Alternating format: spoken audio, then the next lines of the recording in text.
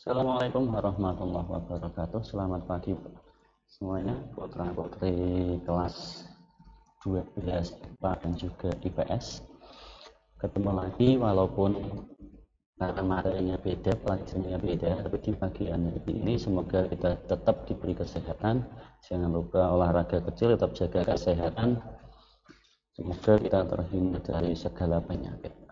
Sebelum kita memulai apa yang akan kita bahas pagi ini, marilah kita Fatihah satu kali. Semoga apa yang kita harapkan, kita inginkan dan kita selalu diberikan ridho oleh Allah Subhanahu wa Ta'ala. Al-Fatihah.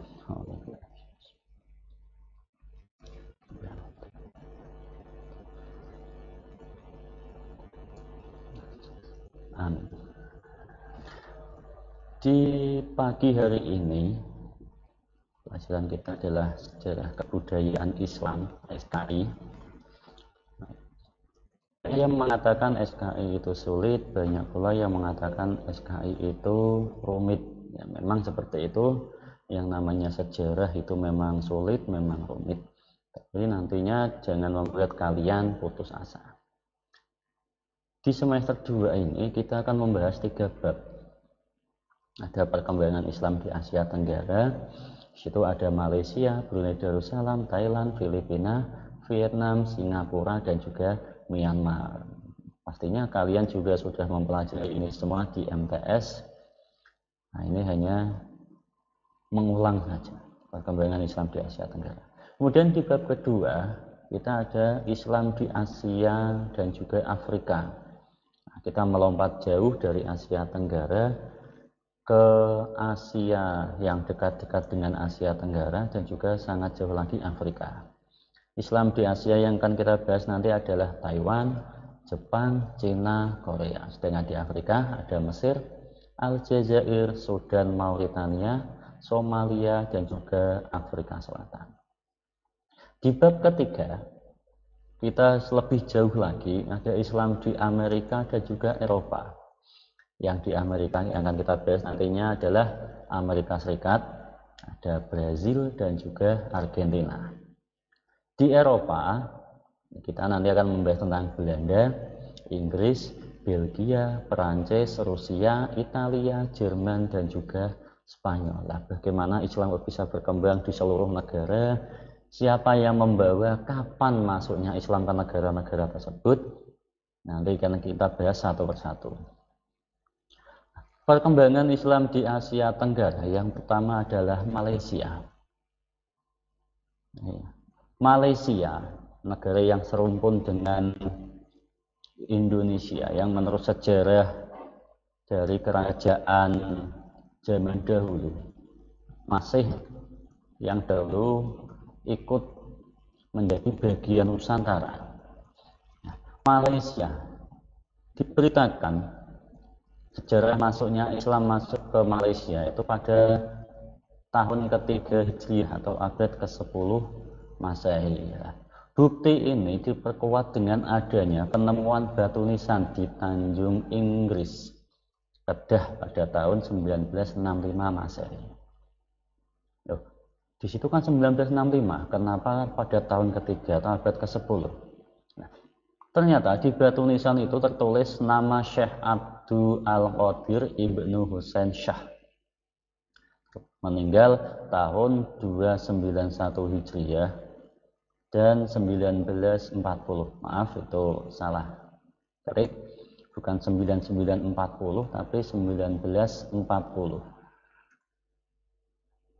940, bukan 9940 tapi 940. Maaf. Jadi meninggal pada tahun 291 Hijriah atau 940 Masehi. Jadi salah ketik, 940 Masehi. Nah, dari penemuan batu nisan itu, sebuah makam itu, ini dikabarkan Islam masuk ke Malaysia tahun ketiga atau abad ke-10 Masehi. Menurut Azumardi Azra, ada 3 teori masuknya Islam ke Malaysia. Nah, ini hampir sama masuk ke Indonesia. Ada beberapa teori masuknya ke Malaysia. Yang pertama adalah Islam datang langsung dari Arab, ini dari Hadramaut Hadramaut berikutnya negara Yaman. Islam datang langsung dari Arab. Ini teori pertama. Teori kedua, Islam itu datang dari India. Itu ada Gujarat dan juga Malabar. Kemudian yang ketiga, Islam datang dari Bengali atau Bangladesh. Itu menurut Azumardi Azra. Ada 3 teori masuknya Islam ke Malaysia. Nah, bagaimana pola penerimaan Islam? Bagaimana Islam itu bisa menyebar di Malaysia? Ini juga bersama dengan Indonesia. Ada 2, menurut Ahmad M. Sewang, ada 2 pola. Yang pertama adalah dari lapisan bawah, dari para pedagang, dari para petani, kemudian berkembang dan diterima lapisan atas atau elit penguasa kerajaan. Di para petani, penguasa rakyat biasa, kemudian berkembang dan diterima oleh para kerajaan. Ini biasa dengan pola bottom up, dari bawah, dari bawahan, di orang-orang bawah sampai ke atas, di para penguasa kerajaan. Kemudian pola yang kedua, diterima oleh elit penguasa kerajaan, kemudian disosialisasikan kepada masyarakat bawah.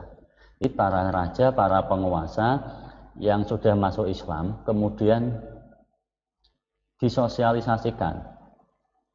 Kalau zaman dahulu, zaman kerajaan-kerajaan, apabila pemimpinnya Islam, kebanyakan para rakyatnya pasti juga akan memeluk Islam. Tapi kalau pemimpinnya non-Muslim, kebanyakan rakyatnya itu pasti juga menganut agama yang dianut oleh para raja. Nah, pola yang kedua ini disebut dengan top down, dari atas ke bawah.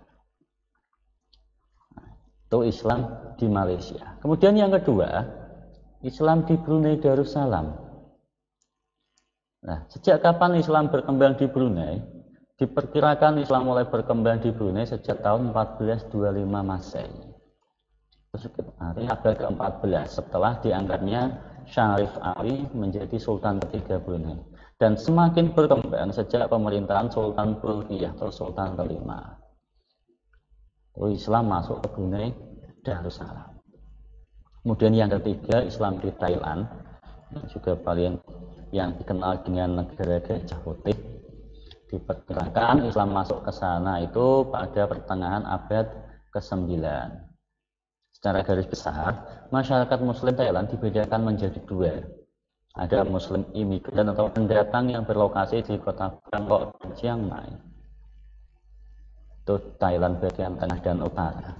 Yang kedua adalah masyarakat Muslim penduduk asli yang berada di Patani atau Thailand selatan. Banyak sejarah yang mengatakan Islam di Thailand ini banyak dipengaruhi oleh orang-orang Jawa. Di sana juga ada pembelajaran Arab Pegon, tulisan Arab tetapi membacanya dengan bahasa Jawa. Ini karena banyaknya orang Jawa yang dibawa ke Thailand menjadi pekerja pada zaman penjajahan. Kemudian Filipina. Islam masuk ke Filipina. Islamisasi berasal awalnya itu ada di Sulu. Ini ada beberapa tahap Islam berkembang di sana. Yang pertama, ada yang mengatakan Islam datang ke Filipina atau Sulu pada abad ke-13 dan awal abad ke-14. Itu datangnya dari para pedagang Muslim. Abad ke-13, awal abad ke-14, datanglah para pedagang Muslim, kemudian berbaur, kemudian juga menyebarkan ajaran Islam. Yang kedua, ada pertengahan abad ke-14. Nah, mereka mulai berdakwah terhadap masyarakat sekitar.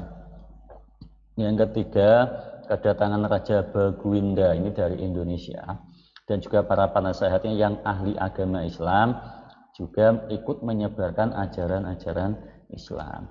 Kemudian yang keempat ada pendirian kesultanan. Di Kesultanan Islam oleh Syariful Hasim pada pertengahan abad ke-15 ini juga mempengaruhi Islam di Filipina. Kemudian Vietnam, Islam masuk ke Vietnam pada abad ke-10 dan 11. Ini melalui India, Persia, dan juga pedagang-pedagang Arab. Nah, umat muslim di Vietnam ini dibagi menjadi 3 kelompok. Pertama Muslim Cham, merupakan kelompok mayoritas. Kedua pedagang muslim yang datang dan menikah dengan penduduk asli. Kemudian ketiga Muslim Vietnam asli.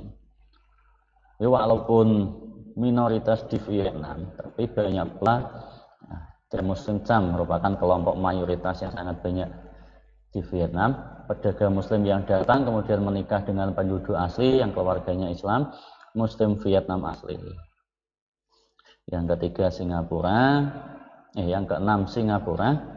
Nah, Islam masuk ke Singapura pada abad ke-15 melalui jalur perdagangan yang dilakukan oleh bangsa Arab melalui perairan Singapura. Nah, karena sering dilewati oleh jalur perdagangan orang-orang dagang yang kebanyakan dari orang Islam, akhirnya mereka menetap, kemudian mereka berbaur dan juga menyebarkan ajaran Islam. Nah, umat Islam dibagi menjadi 2 di sana, yaitu migran yang berasal dari dalam dan ada yang dari luar wilayah mereka masing-masing. Kemudian yang ke-7 Myanmar, Islam datang ke Myanmar melalui jalur perdagangan dan juga dakwah. Para pedagang dan pendatang muslim berbaur dengan masyarakat asli sambil menyebarkan ajaran Islam. Tidak diketahui pasti kapan datangnya ke Myanmar, tapi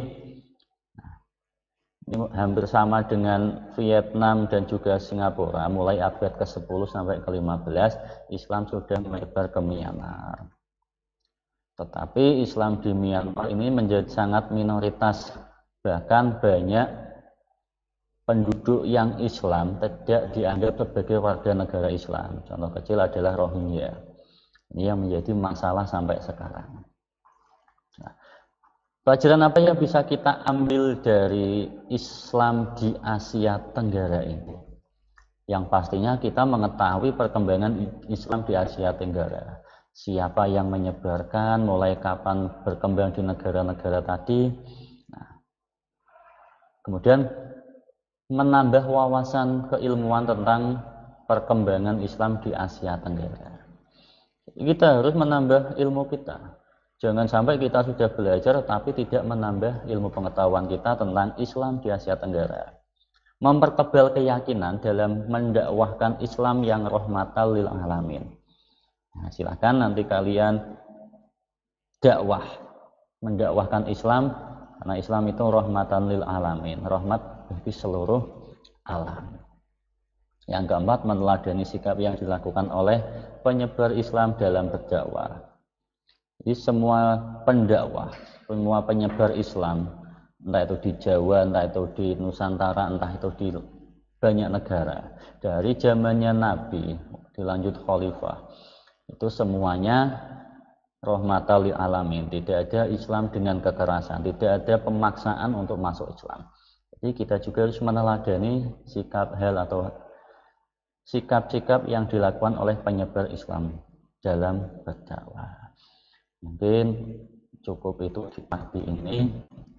Kita akan bahas yang lainnya nanti pada pertemuan selanjutnya. Jangan hanya berpedoman pada yang ada di video ini, tetapi jangan lupa LKS yang kalian punya dibaca. Dan silakan cari pegangan buku yang lain atau materi-materi dari buku lain supaya lebih menambah wawasan tentang Islam yang ada di Asia Tenggara. Cukup sekian. Assalamualaikum warahmatullahi wabarakatuh.